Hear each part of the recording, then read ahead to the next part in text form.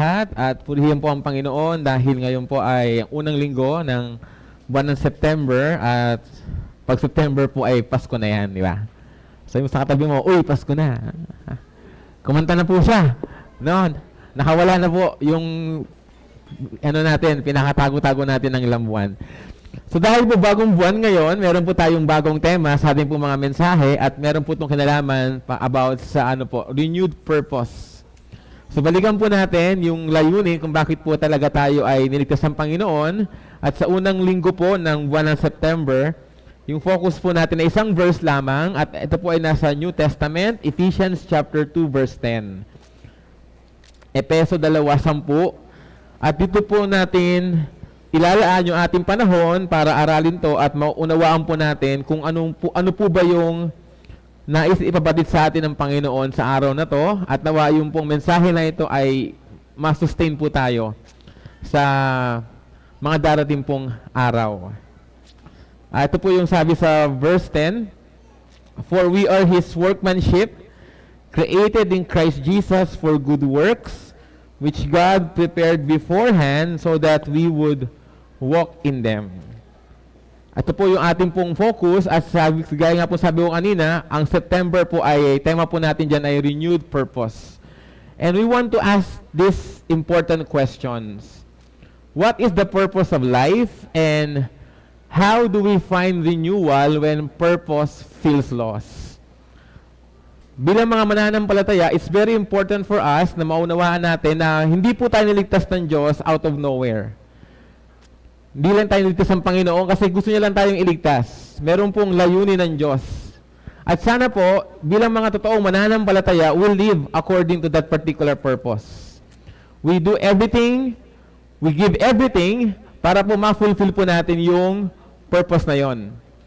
Sa mga unbelievers, we understand na para po sa kanila, their self-worth is tied on temporary things, such as achievements, relationships, or possessions. Kaya nga, they always end up empty, feeling empty. Kasi itong mga bagay na to ay mga temporary lang. They go away, they fleet, their value do not last.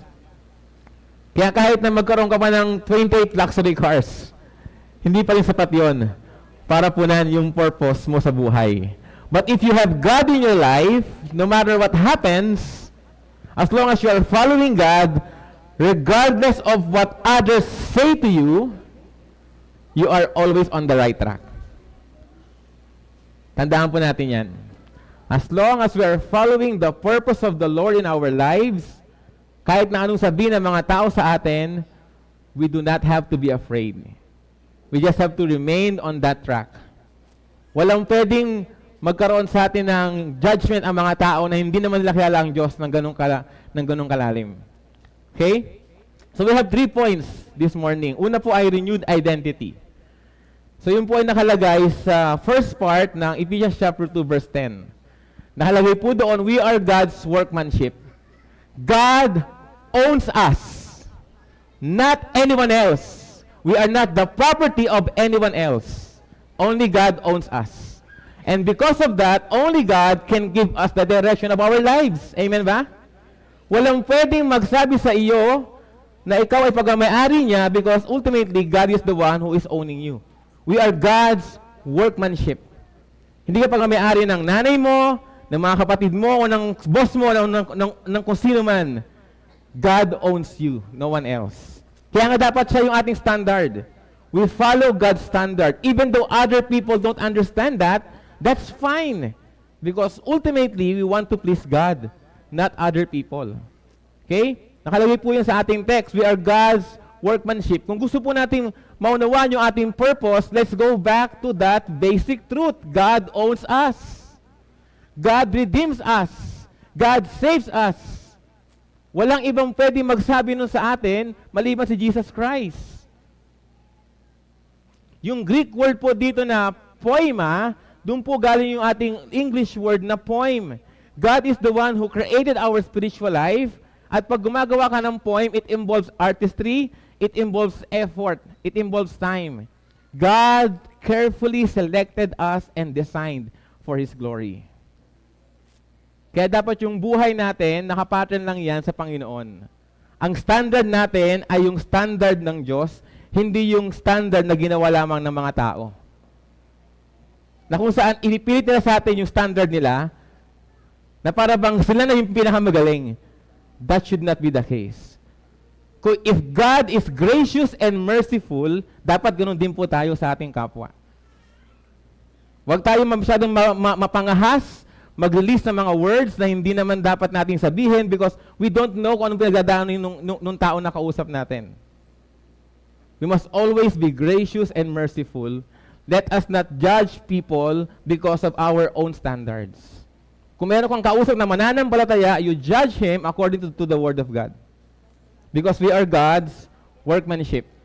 Before Christ, bago po tayo maging mananampalataya, according to Paul, sa Ephesians chapter 2, 1 hanggang 3, we are broken in sin. We are broken by sin. We are under the influence of Satan. Yun po yung nakalagay doon. We are being moved by this world away from the Lord.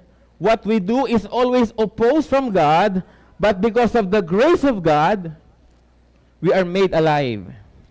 Yun po yung nakalagay sa verse 4. But God, being rich in mercy, because of His great love, which He loved us, even when we were dead in our transgressions, nakalagay doon mga kapatid, made us alive together with Jesus Christ.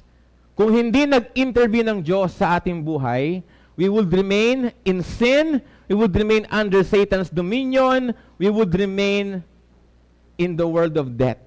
Kaya nga yun natin napiling pangalan ng ating church, crossover. Because we want to remind everyone na kung na kay Jesus Christ ka, you have crossover from death to life. No one else has power unto you except the Lord Jesus Christ. Kaya kung may ginagawa kayo na tama sa paningin ng ating Panginoon, tuloy lang po tayo doon. Sa Old Testament, it is a running theme. God is the creator of everything. Sabi nga sa Genesis chapter 1, 26 to 27, nilikha niya ang Diyos, nilikha ng Diyos ang tao, ayon sa kanyang sariling wangis. All of us were made in God's image. We have a wonderful standing before the Lord. Yun nga lang, nagkaroon ng Genesis chapter 3. Nagkasala ang tao. Nevertheless, patuloy pa rin po ang pagkilos ng Panginoon sa buhay ng bawat isa. Psalm 139, 13 to 14, doon po sinabi ni David, kung di po nakakamali, that we were formed with care. And then Isaiah 64 verse 8, inihalin tulad po ang Diyos sa isang pattern na lumilikha ng palayok. At ngayon po, dahil sa ating paipag-isa kay Jesus Christ, we are now new creation. Everything else is new. Wala na yung dating buhay natin. Wala na yung dating pagkatao natin. Yes, may mga pagkatao na we sin. Hindi naman sinabi ng Diyos na perfecto ka na kagad pag naging mananampalataya ka, na wala ka ng dadanasin na kasalanan. Walang ganun sa Bible. Kaya meron tayong 1 John 1:9 na pala rin pinapaalala na we have to confess our sins.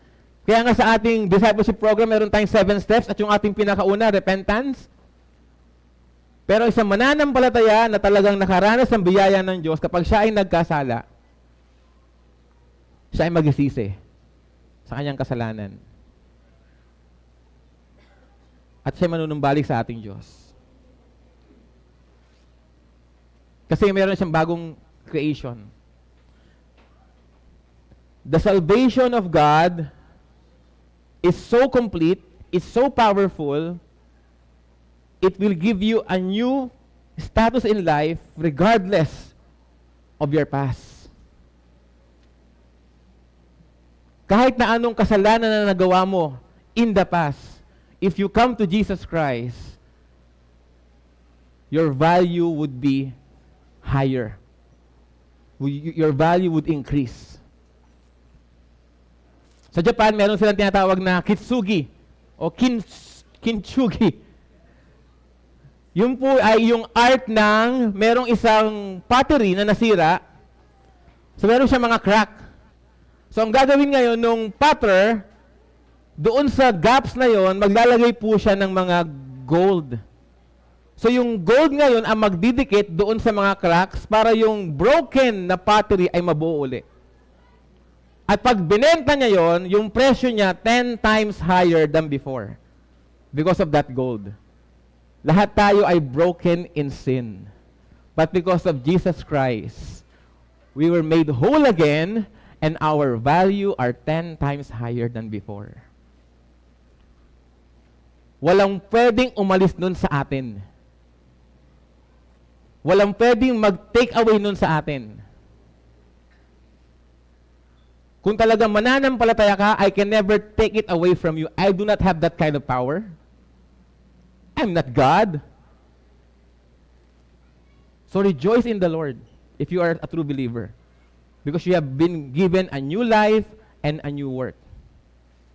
Kaya nga mga kapatid, renounce natin yung ating mga false identities. Huwag natin tanggapin yung mga sinasabi sa atin na alam naman natin hindi totoo. Because we know in the Bible, you are being called as a child of God. You are always growing and growing and growing every day. Huwag nating hayaang i-down tayo ng mga negative opinion sa atin, mga negative feedback sa atin na hindi naman totoo. At sinasabi lang sa atin because we are following the Lord with all of our heart.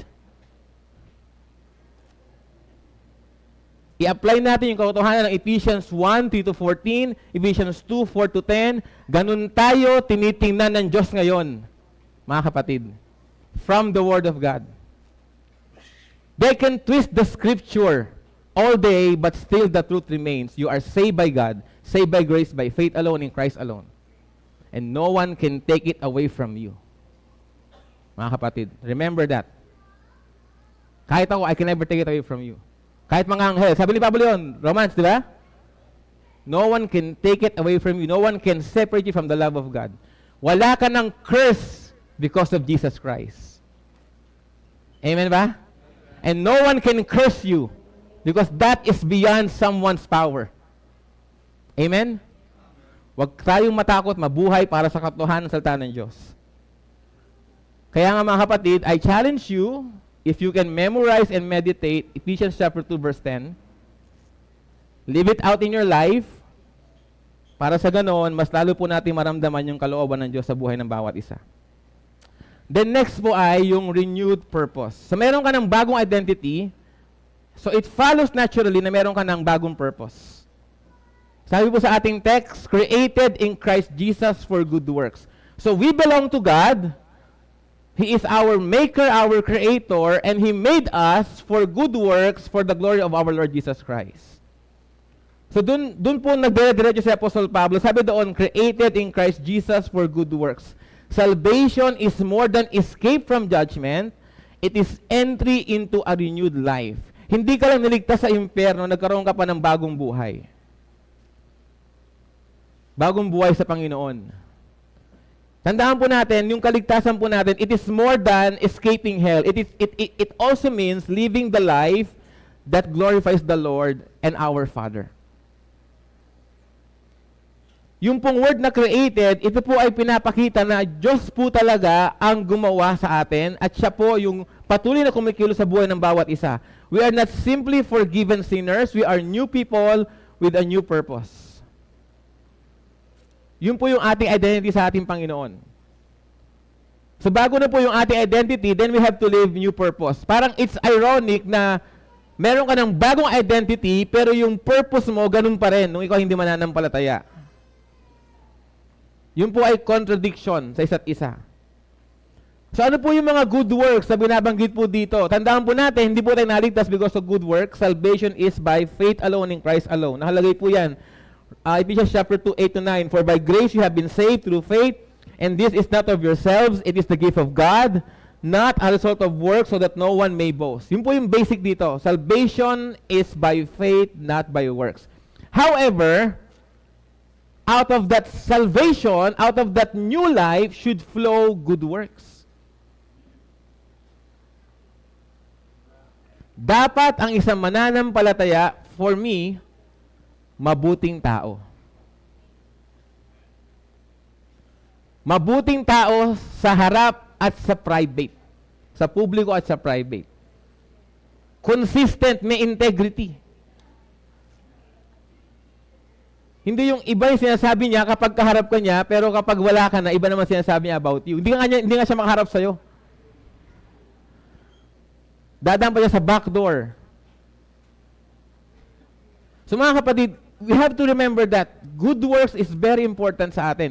Hindi natin binibigyan ng importansya yung good works dahil tayo ay kakaroon ng kaligtasan. We don't earn salvation. We receive it by grace. But proof of our salvation are good works or is good works. Ano yung mga good works na yung pastor? Tingnan po natin, Micah chapter 6 verse 8.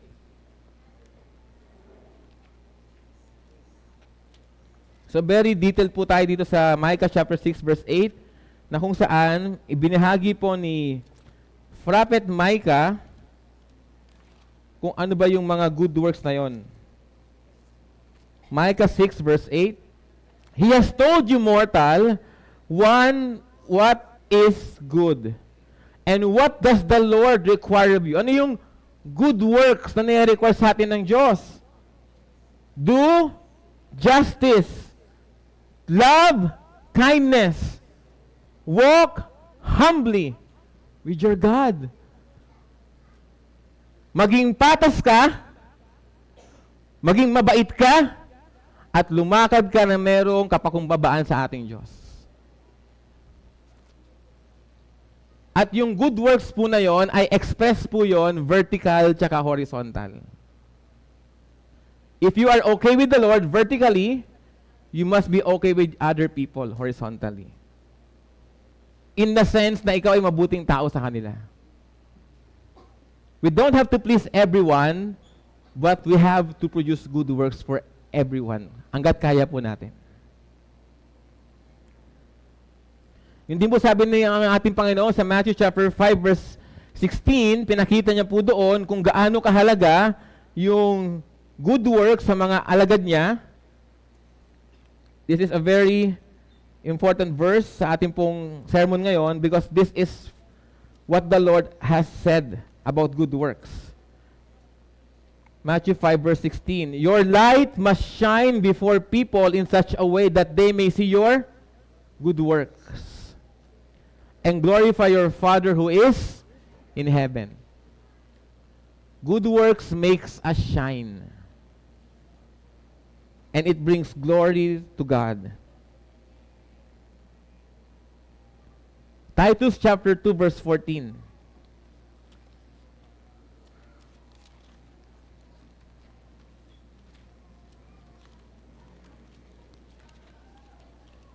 Titus chapter 2 verse 14.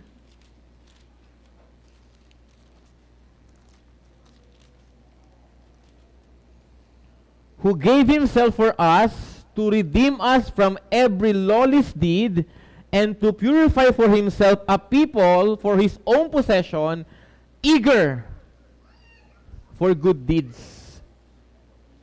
Enthusiastic, excited, passionate for good deeds.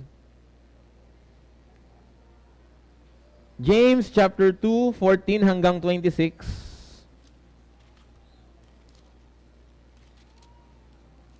So medyo mahaba po ito. Pero dito po pinakita ni James yung relationship ng pananampalataya at saka ng good works. Hindi po sinasabi ni James dito na kapag ligtas ka, okay na yon. Para kay James, anong result ng kaligtasan mo? At ang sabi niya, kung talagang ligtas ka, dapat meron kang good works. Kaya ang sabi niya dito, faith without works is dead. Sabi nga ni James, you believe in God, that's good. Satan also believe in God. Pero anong pinagkaiba natin kay Satan? We produce good works for the glory of our Lord. So yung good works po, napakahalaga po yan. So we have new identity, we have new status, God bought us, we belong to Him, at yung ating pong gagawin ngayon, yung ating pong purpose ay mamuhay po tayo, kaakibat yung mga mabubuting gawa. At kasama din po syempre sa mabubuting gawa ay ang paglilingkod sa kapwa mananampalataya. Kaya mga kapatid sa New Testament, no, it's very important sa lahat ng Kristiyano meron silang local church.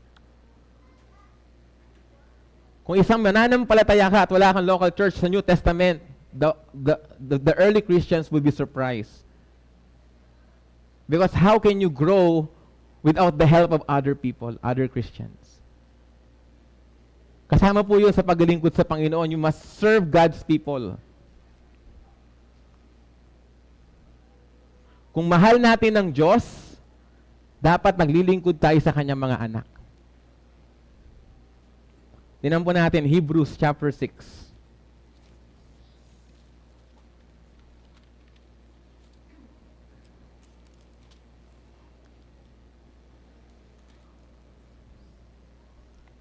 Mula verse 10 hanggang verse 12.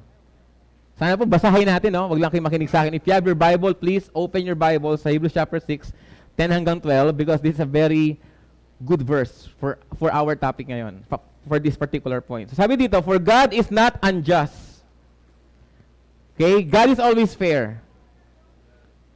Hindi kanya bibigyan ng unfairness, ng unfair treatment. God is always fair.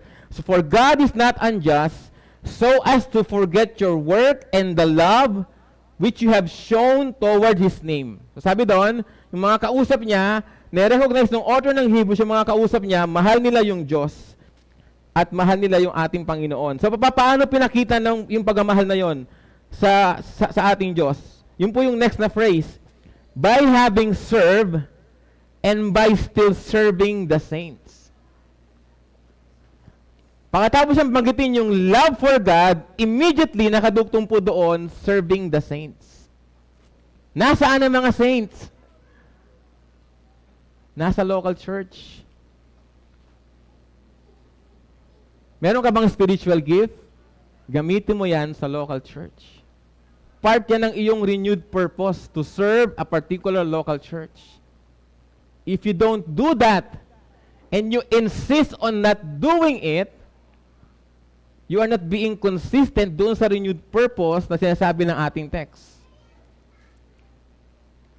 Kaya I always encourage everyone na nandito ngayon, don't just attend the church, serve the church. Mag-serve tayo sa ating Panginoon. Sa adoption po, karaniwan po sa adoption, you don't adopt a child because that child has a good track record. Karamihan ng mga napupunta sa adoption galing sa broken family, di ba? Sa isang problematic na environment sila lumaki. So, hindi mo i-adapt yung child ayon lang sa kanyang status, ayon lang sa kanyang traits. I-adapt mo siya kasi mahal mo yung batang yon. You have decided to love that particular child, regardless of what happened to him or to her. Pero nung batang yon ay inadapt na sa isang bagong pamilya, at dahil mahal na mahal siya ng pamilyang yon, yung batang iyon ay magbe-behave according sa family na kanyang kinagisnan, na umampun sa kanya. Ganun din po sa atin, we have been adopted by God. Galing tayo kay Satanas sa kanyang pamilya, sa pamilya ng kasinungalingan, kasamaan, doon po tayo kinuha na ating Diyos. At kung tayo po inadapt ng Diyos sa kanyang pamilya ng kabutihan at kaliwanagan, dapat po ganun yung ating buhay. Kaya nga mga kapatid, again, ngayon po, I want to give you another challenge. Choose one act of justice or mercy this week. Hanap kayo ng isang tao na may sakit. Magpakain kayo ng ice cream. Biro lang. Sa mga kahapon nandito, naunawaan nyo, no? Magturo kayo ng estudyante. Magbigay kayo sa isang nangangailangan. Visit someone na nasa ospital. Yung di nakapag-church kayo, puntahan ninyo. Do one good work this week for the Lord. Kaya ba? Wala na kayong documentation sa akin, ha? Alam na ng Lord John. Siya nang bahala mag-document na ginawa ninyo. So, renewed identity, renewed purpose, at yung pinakahuli po ay renewed path. Bagong landasin. Ang kaligtasan ng Diyos ay tumutungo din po yan sa panibagong landasin bago natin tatahakin. Okay? So yun po yung ating last na point for this morning. At sabi po sa ating text, which God prepared beforehand that we should walk in them. Ano yung hinanda ng Diyos? Yung good works. Hindi nagkulang ang Diyos ng mga paalala sa atin kung ano ba yung good works na kailangan natin gawin. Di ba andun nga sa mga verse na binasa ko? Nakahanda na yon. So, pinili ka ng Diyos para iligtas and at the same time, para mag-produce ng good works for His glory.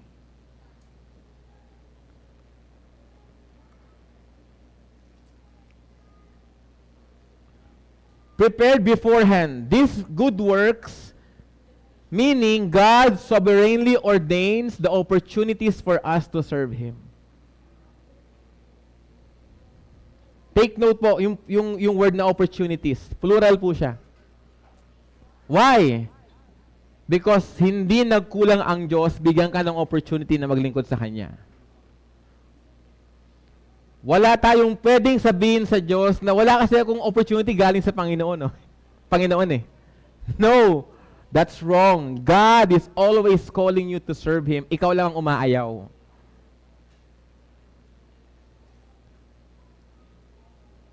Ba't tayo umaayaw? Kasi minsan inisip natin, mature na kasi ako eh. Okay na yung pastor, may mga nauna na ako na paglingkuran. O kaya, hindi pa kasi ako mature eh. Kaya kasi busy ako pastor eh. O kaya kasi, pastor, natisod kasi ako sa kanila eh. Bakit? Nakatingin ka ba sa tao, hindi sa ating Panginoon? Diba sabi sa Colossians, do everything for the Lord and not for men? Lahat ng ating excuse sa Diyos, meron siyang sagot. Yun nga lang talaga siguro matigas ang ulo natin. Kaya ayaw natin mag-serve sa Kanya. Because God gives us opportunities, plural. Sa bahay, meron kang opportunity mag-serve sa Panginoon. Sa school, meron din. Lalong-lalo na sa church. Ang daming opportunity. At yung pong Greek word po dito, medyo mahirap po siyang banggitin. Yung Greek word po dito ay proto-etomysen, na ang kahulugan po noon, God prepared in advance. Kumbaga, nung ikaw ay niligtas ng Panginoon, kasama sa package ng eternal life, yung good works. Nakahanda na yon. Ang ginawa natin, kinuha natin yung eternal life, yung good works, Lord, next time na yan ha. Bukas na lang yan, Lord ha. Hanggang sa dumaan na maraming taon, wala pa rin tayo yung good works. Andun pa rin nakatenga. God prepared everything in advance. Pati yung kaligtasan, tsaka yung gagawin mo para sa Kanyang kaharian.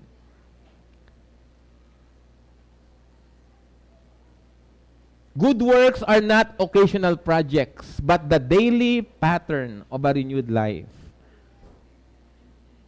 Tingnan po natin sa Proverbs chapter 3, 5 hanggang 6.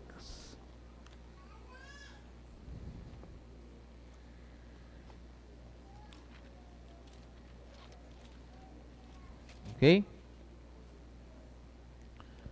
Trust in the Lord with all your heart and do not lean on your own understanding. In all your ways, acknowledge Him and He will make your path straight. It's either you trust in men or you trust in the Lord. It's either you trust in the world or you trust in the Lord. At ang pangako ng Biblia, if you are walking in the Lord, He will make your path straight. Hindi siya problem-free na path.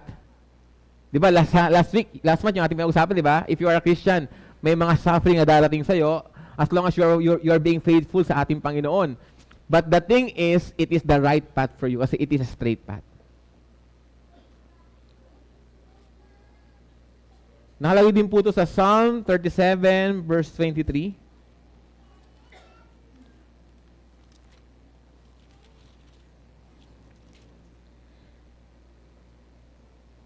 The steps of a man are established by the Lord and He delights in His way. Kapag tayo po ay lumalakad sa salita ng Diyos, kapag tayo po ay lumalakad sa kalooban ng Diyos, natutuwa ang Diyos sa atin. And most of the time, yung ating paglakad sa salita ng Diyos, it comes with persecution sa mga tao na hindi tayo nauunawaan. Pero tuloy lang po tayo sa paglakad sa salita ng Diyos. Because God will establish our paths. Philippians chapter 2 verse 13.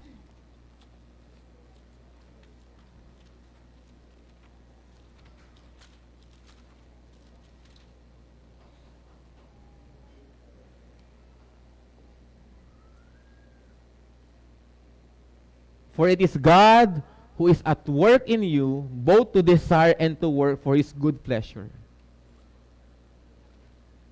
Kapag ginagawa po natin yung kalooban ng Diyos sa ating mga buhay, kahit na hindi, ito ay unpopular or it will bring inconvenience sa atin, sabi ni Apostol Pablo, God is at work in you.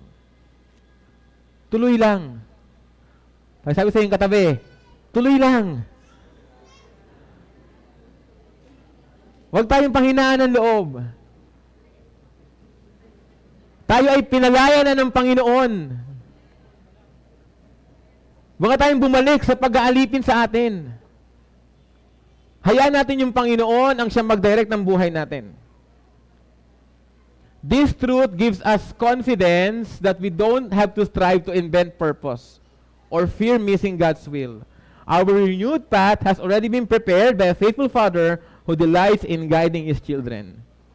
Gagabayan tayo ng Diyos sa ating paglalakad bilang mananampalataya. Basta makinig tayo sa sinasabi ng Diyos sa atin. Gagabayan na tayo. May mga mag-o-oppose sa atin, that's normal. Si Christ nga inoppose ng mga religious eh. Pero dahil alam niyang yun yung path na ni-establish ng Diyos Ama sa Kanya, kahit na painful yon, tumuloy pa rin siya, and look what happened to Him. He was glorified. Maraming mga Bible characters ang nanatiling faithful sa ating Diyos despite of the opposition na kanilang naranasan. Marami sa kanila ang tinaydor, siniraan, pinagplanuhan ng masama, pinagsabihan ng masama, ginaslight kung ano-ano, but they remain faithful to God. In the end, they were victorious and successful. Because if you walk on God's path, you can never be wrong. Amen? Regardless kung anong sabihin ng mga tao sa'yo. Because in the end, ang gusto nating boses, yung boses ng Diyos. Yung gabay ng Diyos ang ating kukunin. Usong-usong ngayon yung mga navigation apps, diba? You have Waze, you have Google Maps. So, ako na-amaze ako sa technology na to kasi nung bata pa ako, talagang yung tatay ko, bibili siya ng isang makapal na libro at ang pangalan ng libro ay Maps Across Metro Manila. So, para pumunta siya sa yung kliyente niya, nasa ganitong lugar, di niya alam. Doon siya pupunta, parang 2 hours siyang uupo para hanapin kung saan siya pupunta, saan siya sasakay, para mapuntahan niya yung bahay ng kliyente niya. Pero ngayon, sobrang gaan na po magbiyahe. Basta meron kang data, meron kang Google Maps. At sasabihin sa'yo ng Google Maps, paano ka makapunta from point A to point B. Nandun na yun, nakaschedule na yun. Basta may data ka, ha? Nakakonect ka doon sa data. You can see clearly yung path mo. Kung sakali mang ma-divert ka, i-adjust ni Google Map yung path mo para makapunta ka pa rin sa pupuntahan mo. As long as you are connected sa data. If you are connected to God, He will guide you straight to point B. Kahit na ma-divert ka ng maraming elemento sa paligid mo, He will reroute and bring you back doon sa tamang direksyon. Kasi naka-establish na yung buhay mo. So ano man ang pinagdadaanan nyo ngayon, mga kapatid, na pagsubok dahil sa pagsunod sa kalooban ng Panginoon, tuloy lang po kayo. I'm cheering for you. Kasama ako na sumusuporta sa inyo. Siguro isang simpleng prayer lang po ang aking magibigay sa inyo. We could say, Father, I am your workmanship. Show me the good works you prepared for me today. I will walk in them. I will walk in them. So yun po yung ating tatlong points from Ephesians chapter 2 verse 10. You have renewed identity, you have renewed purpose, and then you have renewed path. As I close, let me share to you this parang amazing story. So, one time po, nagkaroon po ng declaration yung Germany. Meron po silang isang lugar doon. Ano bang lugar yun? Teka lang po, sino ko sa outline ko. Somewhere po sa Saxony, sa Eastern Germany. Meron po silang mga castles doon. Kastilyo po na pinagbebenta po nila. For sale po lahat ng mga kastilyo. Siguro mga 100 po ito. At napakamura po ng price. Parang $1 lang. Huh? $1 lang may castle ka na. Pero ito pong mga castle na to ay very derelict. Anong tawag doon yung ano? Yung sira-sira? Dilapidated ba tawag doon? Dilapidated, perishing. Yung basta pagiba na yung mga castle. Kaya nga siya mura eh. Pwede mo siyang bilhin kasi pagiba na siya. Okay? Pasira na siya. Kaya nga mura. Yun nga lang, pag binili mo siya, meron kayong agreement ng gobyerno no, kailangan mo siyang i-restore sa kanyang dating hitsura. At para magawa mo yon, you need $7 to $60 million per castle. So it's cheap, pero it's still expensive. May bibili ba nun? Parang wala, di ba? Pero believe me, God did that to all of us. Lahat tayo broken. Lahat tayo dilapidated. Lahat tayo worthless. But God bought us and bring us back to our state na anak tayo ng Diyos. Kaya please lang, don't let other people influence your decision if they are not being called by God to do that. Walk according to the Word of God, seek godly counsel, and stay straight. Diretso lang. And you will be victorious at the very end. Again, I'm cheering for all of you.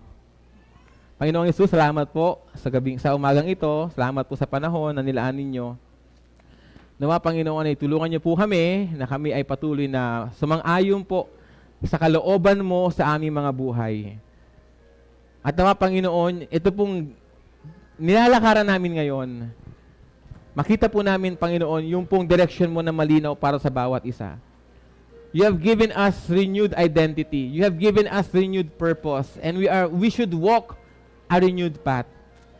Lord, kung sakali man na kami ay ma-divert, kami ay maiba ng direction, Panginoon. Nawa, Lord, makabalik kami sa aming connection sa iyo.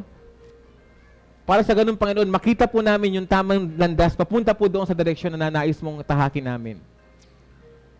Hindi madali, Panginoon, na kami ay lumakad sa iyong kalooban. Ang kaaway, Panginoon, ay pwede magpadala ng iba't ibang klase ng tao o pangyayari para, Panginoon, kami ay ilayo sa iyong kalooban. Pero, Lord, nawa, patuloy kaming manangan sa iyong pangako sa Biblia. Patuloy po kaming manatili sa aming pong local church na kinahaaniban dahil dito po kami pwede makakuha ng guidance, Panginoon. At alam namin, Lord, na kami ay magtatagumpay because you have already prepared that victory for us. We just have to walk our path. Sa pangalan po namin, Panginoong Hesus, ito po aking panalangin.